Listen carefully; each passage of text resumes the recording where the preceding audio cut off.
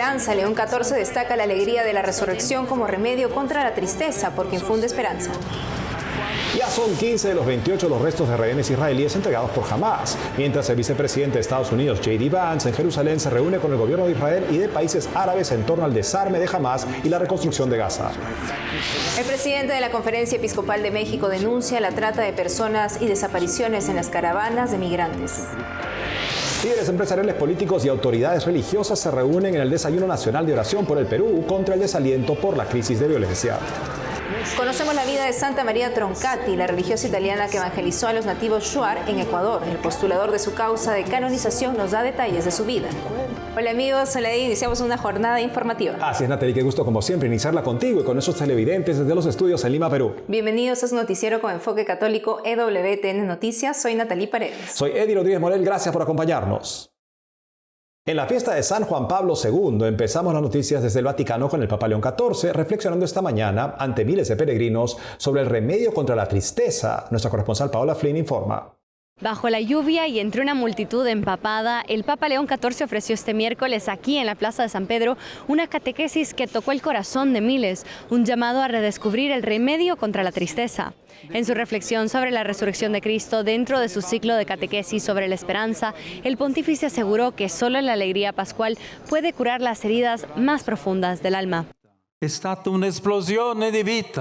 una explosión de vida y alegría que cambió el sentido de toda la realidad, de negativo a positivo. Sin embargo, no ocurrió de forma espectacular, y mucho menos violenta, sino suave, oculta, se podría decir humilde. El Papa subrayó que una de las grandes enfermedades de nuestro tiempo es la tristeza y que solo la alegría de la resurrección puede curarla. La tristeza le quita sentido y vigor a la vida, que se convierte en un viaje sin rumbo y sin significado. El Santo Padre reflexionó sobre el encuentro de Jesús con los discípulos de Emaús, quienes tras la crucifixión emprenden su camino a casa con una tristeza que no los deja reconocerlo, y es al partir el pan que se dan cuenta de quién tienen delante. Subito si riaccende la gioia. Inmediatamente se reaviva la alegría, la energía vuelve a fluir por sus cuerpos cansados, la memoria vuelve a ser agradecida, y los dos regresan rápidamente a Jerusalén para contarlo todo a los demás. León XIV explicó que la resurrección lo cambia todo porque infunde esperanza en la vida. Reconocer la resurrección significa cambiar la mirada sobre el mundo, volver a la luz para reconocer la verdad que nos ha salvado y nos salva. Hermanas y hermanos, permanezcamos vigilantes cada día en el asombro de la Pascua de Jesús resucitado. Solo Él hace posible lo imposible. Lui solo rende posible lo imposible. Durante su saludo a los peregrinos de lengua italiana, el Papa subrayó que el mes de octubre propone una invitación a renovar la cooperación activa en la misión de la Iglesia desde cada situación personal. Con la fuerza de la oración, con el potencial de la vida conyugal y con las frescas energías de la juventud, sepan ser misioneros del Evangelio, ofreciendo su apoyo concreto a quienes dedican su existencia a la evangelización de los pueblos. A quanti dedicano l'esistenza alla evangelizzazione dei popoli. La agenda del pontífice este miércoles no comenzó con la audiencia general. Durante la mañana se reunió en el Palacio Apostólico con la delegación de la Fraternidad Monseñor Courtney, que llegó en peregrinación junto al nuncio apostólico desde Burundi. La fraternidad está dedicada a la memoria del arzobispo Michael Hayden Courtney, el prelado irlandés, miembro del cuerpo diplomático de la Santa Sede, que fue asesinado el 29 de diciembre de 2003 debido a sus denuncias públicas a favor de la paz y contra la injusticia. En su memoria, ustedes son una familia cercana al Papa en Burundi. Que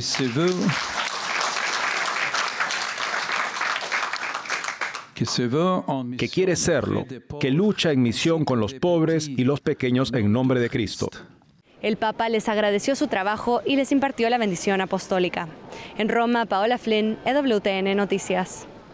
Por otro lado, un nuevo informe de la Fundación Ayuda a la Iglesia Necesitada sobre la libertad religiosa en el mundo de 2025 denuncia un fuerte retroceso en la libertad religiosa en 5 países de América Latina. Nicaragua, con detenciones, exilios y cierre de templos. En Haití, bandas criminales controlan zonas enteras y secuestran a religiosos obligándolos a cerrar parroquias. También se señalan restricciones en Venezuela y Cuba, donde el Estado impone vigilancia y censura sobre actividades religiosas. En México, el narcotráfico ataca comunidades de fe con extorsiones, asesinatos y destrucción de templos. Y ahora llevamos nuestra atención al conflicto en Tierra Santa. Este miércoles Israel confirma la identidad de los restos de 12 rehenes fallecidos entregados por Hamás. Se trata de Tamir Adar, de 38 años, agricultor, miembro del equipo de emergencias del kibutz Nir Oz. El otro cuerpo es de Ari Salmanovich, de 85 años, murió en cautiverio en Gaza. Aún quedan los restos de 13 rehenes israelíes por recuperar. Mientras, esta semana los gazatíes recibieron 54 cuerpos de sus fallecidos por parte de Israel. El vicepresidente de Estados Unidos, J.D. Vance, se reúne en Jerusalén con el presidente de Israel, Yitzhak Herzog, y el primer ministro israelí, Benjamin Netanyahu. Durante su encuentro, Vance se mostró optimista sobre la segunda fase del plan de paz en Gaza. Escuchemos.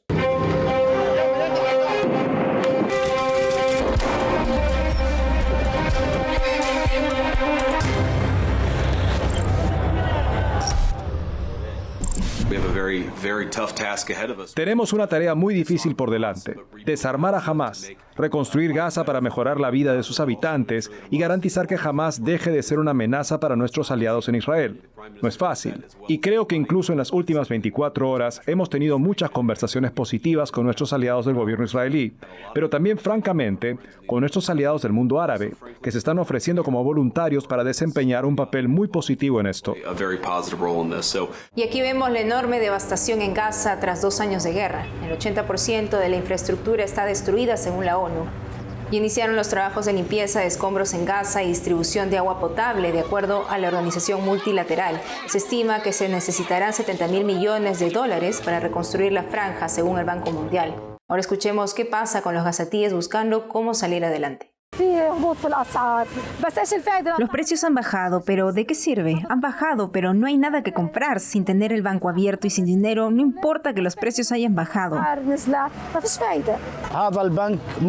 Instamos a las autoridades a facilitar la labor de los bancos y agilizar la entrada de efectivo para resolver el problema de liquidez en la franja de Gaza.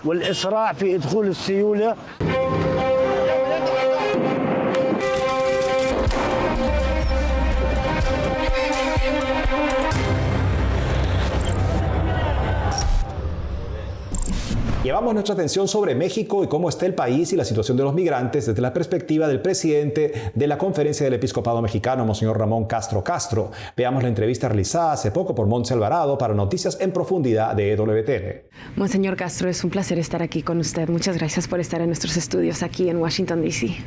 Monse, el gusto es para mí, de verdad, conociendo lo que es y lo que significa este canal y el bien que hace, le doy gracias a Dios, a quienes me han traído aquí y la oportunidad de hablar contigo. Pues en este puesto de liderazgo que usted tiene ahora, queremos escuchar un poquito su visión para la Iglesia en México. ¿Qué significaron las elecciones en noviembre para usted y estar, después de tanto tiempo de conocer la conferencia y trabajar en diferentes posiciones ahí, estar en esta posición tan estratégica en este momento en la Iglesia? Lo primero que debo decirte, Monse, que fue una sorpresa. Es realmente Dios que va abriendo caminos y va pidiendo lo que Él cree que sea oportuno, y para mí también fue una sorpresa. Y como presidente, pues trato de buscar la unidad en el episcopado y también de enfrentar las realidades y los retos, desafíos pastorales enormes que tiene México, 130 millones de personas. Y te refieres concretamente a las elecciones últimas que tuvimos hace un año, precisamente. Nuestra presidenta acaba de dar su primer informe. Es un informe que hemos ya hecho un comunicado al respecto, donde sí reconocemos algunos aspectos que han caminado positivamente, pero muchos otros aspectos que necesitan ser trabajados. Seguimos siendo un país violento, seguimos siendo un país que necesita justicia, sigue siendo un país donde reina la impunidad. Entonces, como pastores, caminamos con nuestro pueblo, y lo que a nuestro pueblo le duele, nos duele a nosotros. Pensamos en ciertos que se sienten defraudados, y muchos de ellos son los inmigrantes, los migrantes, como les quieran llamar, que salen de sus países. Muchos de Latinoamérica anuncian caravanas que vienen por medio de México, y hay muchos que se quedan o que tratan de cruzar a los Estados Unidos y otros que se regresan. Y la trata de personas, la violencia contra esas personas tan vulnerables es un problema enorme. ¿Qué está haciendo México? ¿Qué está haciendo también la Conferencia Episcopal y los sacerdotes para ayudar con esta crisis? Ante este sufrimiento y ante cualquier sufrimiento, nunca somos indiferentes. nos duele. Concretamente en la cuestión de la migración ha sido uno de los temas frecuentes en nuestras asambleas y tenemos ya algo que no se sabe, cerca de 200 casas para hospedar y ayudar a todos estos migrantes. En cada casa se les brinda lo que necesitan para salir adelante. Es algo también tan triste ver que en estas caravanas hay trata de personas, hay desaparición de personas, que nadie sabe después dónde quedan, y nos han dicho que desgraciadamente es para la venta de órganos, los asesinan y venden los órganos. Es algo tan doloroso, pero también estamos tratando de trabajar con la iglesia en Estados Unidos. Y hay tradicionalmente ya una reunión de todos los obispos de la frontera sur de Estados Unidos y de todos los obispos de la frontera norte de México. Entonces tienen cada año una reunión y tratan de buscar soluciones comunes para los que vienen atravesando México, para luego que llegan a Estados Unidos, y ha dado fruto.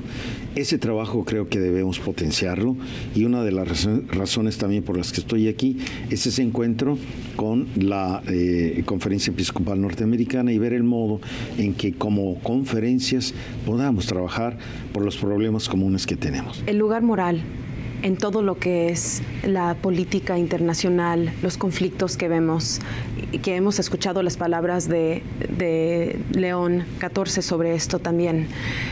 ¿Cuál es el rol entonces de la Iglesia? Le voy a hacer una pregunta sobre Gaza también, pero solo en la teoría, en lo que es práctico de la Iglesia. ¿Cuál es el rol de la Iglesia entonces en tratar de convener la paz? El rol de la Iglesia sería trabajar en la conciencia del valor de cada ser humano. Cada ser humano que es hecho a imagen y semejanza de Dios, que es totalmente diferente a otro ser humano que es un individuo, una persona. Un hijo de Dios hecho a su imagen en el amor, en la paz, en la justicia, en la verdad, en la libertad. Entonces el trabajo de la Iglesia, haciendo conciencia sobre la importancia de cada ser humano, no hay uno que valga más que otro. Todos somos importantes y valiosos ante Dios, y creo que esto debe ser un trabajo que debemos realizar, porque la guerra olvida la importancia que otra persona tiene, y desgraciadamente intereses de todo tipo, a veces sobre todo económicos, hace que esto se olvide, y no me importa matar el que tenga que matar con tal de quedarme con mis intereses en la mejor forma. La verdad, la paz y la unidad. Muchísimas gracias por estos mensajes. Encantado. Ponemos la mirada en Perú, donde líderes empresariales, políticos y autoridades de la fe católica y otras creencias religiosas destinaron las primeras horas de esta mañana para rezar por la nación. Nuestro corresponsal en Lima, Abel Camasca, también estuvo ahí. Veamos. El Desayuno Nacional de Oración 2025 congregó a más de 300 personas del ámbito político, empresarial y religioso del Perú en un hotel de Lima. El objetivo del desayuno es unir a las personas de distintas creencias, de distintas religiones, sin religión, con religión, no importa. Invocamos al Señor para que guíe a nuestros líderes, para que los ayude a tomar buenas decisiones, y más aún cuando el país los necesita, ¿no? Muchísimo. Padre, Hijo, Espíritu Santo. Luego de bendecir los alimentos, los participantes escucharon meditaciones de pasajes de la Biblia.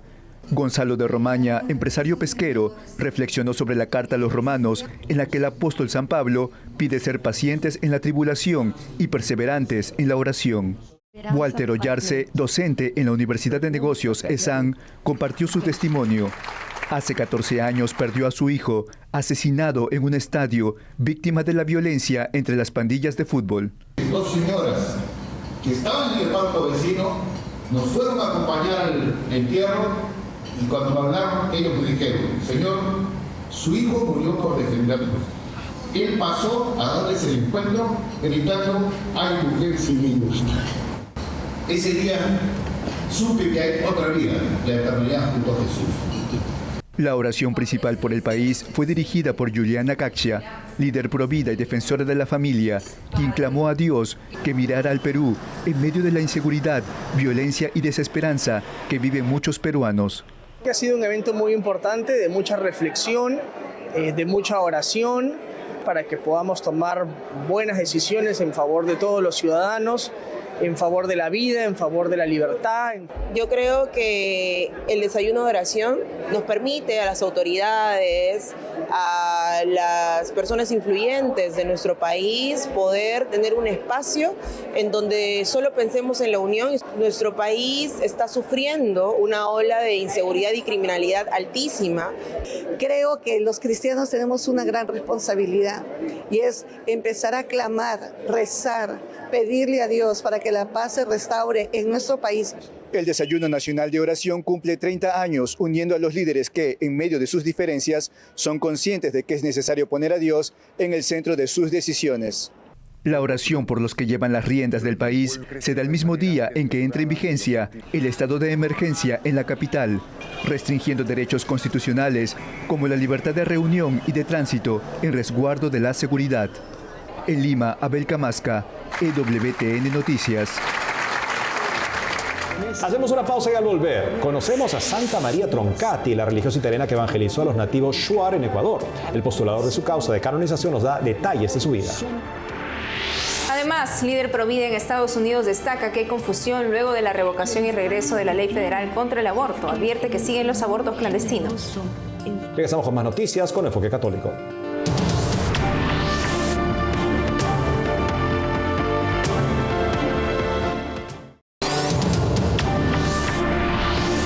Sor María Troncati, religiosa salesiana, es una de las nuevas santas recién canonizadas por el Papa León XIV este fin de semana. La monja italiana vivió entregada al servicio de los nativos Shuar en Ecuador. Para conocer más sobre la santa, estamos en conexión con el sacerdote salesiano Padre Pierluigi Cameroni, postulador de la causa de canonización. Bienvenido a EWTN Noticias, Padre Pierluigi Cameroni. Cuéntenos cómo llegó Sor María Troncati a Ecuador. Sor María Troncati llegó a Ecuador en el 1922. Todavía en el 1925, hace 100 años, llegó directamente en la selva amazónica, en el pueblo Shuar de Macas, llegando la imagen de la Purísima de Macas. Por lo tanto, es muy significativo que en este año centenario de la llegada de Sor María Troncati con las otras hermanas salesianas en el Vicariato Apostólico de Méndez, vamos a celebrar su canonización. Padre, cuando Sor María Troncati llegó a la selva amazónica, la recibieron con desconfianza. ¿Cómo llegó a ganarse el aprecio de los Shuar? Enfrentaron una realidad muy difícil a nivel climático, a nivel de la vida del pueblo Shuar, que era un pueblo muy fuerte, guerrero. Y el primer impacto no fue fácil, porque cuando encontraron un grupo de Shuar, había una situación difícil, porque una chica de un capo era golpeada por una herida, tenía una herida muy grave, y pidieron a las hermanas de curarla, y por lo tanto era una situación grave. Oraron a la Virgen Auxiliadora. Sor María, que era enfermera, operó y obtuvo una curación prodigiosa que atribuí a la intercesión de María Auxiliadora. Esto fue el salvaconducto para ingresar a la selva amazónica. ¿Y qué virtudes de Sor María Troncati usted podría destacar que ella también vivió durante su misión en la comunidad? Sí, sobre todo, Sor María fue una mujer de grandes relaciones. Esto es muy significativo. Relaciones con los misioneros salesianos. Tenemos testimonio muy significativo. Ella tenía una ternura maternal hacia los misioneros que regresaban después de meses de misión en la selva amazónica en condiciones físicas muy graves, difíciles. Su maternidad se explicó acerca de los niños, porque en la cultura Shuar, cuando nacía un niño que tenía algún defecto, estaba abandonado en la selva. Ella pedía de llevarlo a ella, que le sacudía. También hacía a las mujeres, que tal vez eran sujetos de violencia. Magnífico lo que nos cuenta, padre. ¿Y nos podría recordar qué milagro confirmó su santidad? El milagro que permitió la canonización es un milagro extraordinario. Lo obtuvo un indígena de Shuar en el año 2015, hace 10 años. Él estaba trabajando en la selva con una piedra que lo golpeó en la cabeza y tuvo un trauma cránico muy grave con la pérdida de un cuarto de materia cerebral. Llegó al hospital de Ambato después de 10 horas con una situación muy grave. El neurocirurgo dijo que la situación era extrema, que difícilmente sobreviva y que si se quedaba vivo permanecerá en una situación vegetativa. Inmediatamente sus familiares, Shuar, rogaron a Sor María Troncati, le pusieron una estampita de ella.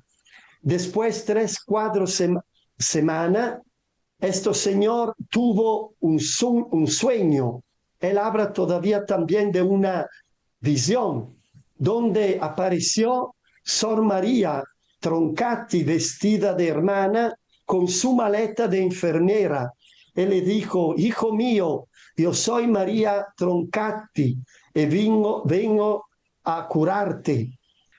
La mañana siguiente este hombre se despertó, empezó a hablar, a moverse, a expresarse en una forma con razón e entendimiento.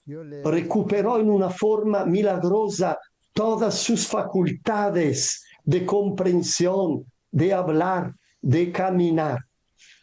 En el milagro se curó también el alma, porque nosotros tenemos parálisis de nuestra alma. No tenía solo un mutismo físico que no podía hablar, tenía un mutismo relacional con sus familiares, con la gente. Sor Troncati, con este milagro, va a poner el sello de su vida santa, una vida dedicada a la curación del cuerpo y de las almas. Esto es muy significativo. Así es, padre, maravilloso el milagro que nos recuerda, y también seguro que Santa María Troncati es un ejemplo también para todos los misioneros, un ejemplo de vida y de misión. Padre Pierluigi Cameroni, muchas gracias por la entrevista. Muchas gracias a ustedes. Y hace poco en España se realizó el Encuentro Nacional de Spei Mater, que significa Madre de la Esperanza en latín, una asociación de fieles dedicada a proteger la vida humana y acoger el trauma post-aborto. La líder provida Ingrid Meyer subraya el compromiso de la comunidad hispana en los Estados Unidos. Compartió con EWTN Noticias la experiencia de su apostolado contra el aborto en este país. Y el hispano lo que tiene es que él es muy generoso en su tiempo y en su esfuerzo. Él quiere participar mucho. Cuando hemos hecho el Pasos por la Vida, que es una procesión eucarística en la diócesis de Dallas, es bellísimo, pero la mayoría de la gente que llega a ese evento son hispanos. Los hispanos son los que siempre están presentes en todos los eventos que se presentan. Entonces yo sí veo que ellos están con muchas ganas porque saben que sobre ellos es el ataque primordial. En Estados Unidos ahorita, con tanto cambio que hubo desde que la ley fue revocada y regresó a los estados, pues ha habido mucha confusión donde muchos estados, pues como son pro vida, la gente dice, ya no hay que luchar, ya somos pro vida, mas sin embargo no es cierto. Siguen habiendo muchos abortos clandestinos o lo piden por correo a una dirección en otro estado. Entonces, la cosa es que la gente se ha quedado con la idea de que ya el aborto ya bajó en Estados Unidos y pues ha bajado de cierta forma, pero eso no quiere decir que puede seguir creciendo y que se ha terminado. Entonces, yo creo que es esa falsa ilusión de que ya estamos del otro lado. Nos falta mucho por luchar. Y cada 22 de octubre la Iglesia celebra la fiesta de San Juan Pablo II, el Papa que viajó por el mundo entero llevando un mensaje de paz y reconciliación. Sufrió las consecuencias del comunismo y contribuyó a detener su avance. Juan Pablo II, el Papa peregrino, fue también un defensor incansable de la vida y la familia. Decía, el matrimonio y la familia cristiana edifican la Iglesia. Los hijos son el fruto precioso del matrimonio. En su memoria litúrgica esta mañana, León XIV instó a seguir la invitación del pontífice polaco, quien hace 47 años en su homilía de la misa de inauguración de su pontificado, animó a abrirnos a Cristo y hacerlo nuestro. Amigos, hemos llegado al final del programa. Gracias por habernos acompañado. Saben que pueden seguirnos en las redes sociales también de lunes a viernes a las 12 del mediodía hora de Miami en Radio Católica Mundial y su programa Más que Noticias con un servidor. Hasta entonces.